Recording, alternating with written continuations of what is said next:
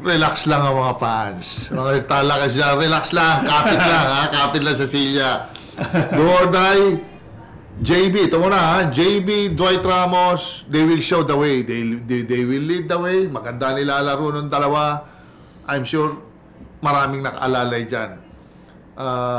Gilas can beat Saudi. Tatalunin nila yan. Provided, all factors should be present. Ano yon? Dapat rebounding, pre. Yes, tama. Kailangan rebounding, huwag tayo masyado ma-turnovers, pare. Kailangan medyo, hindi pwede yung, kailangan takbo tayo, sabayan natin sa takbo. Hindi baling sila mabagal, tabasa tayo, mabilis. Wala, there's no tomorrow, pare, tinatawag na, di ba? Takbo. Baba tayo, nagkamali. Miss or made, sprint back tayo sa takbo. Depensa tayo. I think our defense will, if our defense holds, it will keep us in the game. And pag na-contain lang, ito mga katalagas, pag na-contain lang natin yung pick and roll, na-contain natin, medyo naka-shutdown tayo dyan. Tapos solid ang depensa natin on the ball.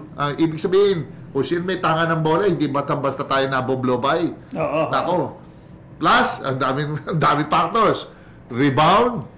Ayan, nandyan tayo. At composure, wag tayong magpapanik. Ayun, pare. Hindi, matatanaw natin ang panalo. Yun.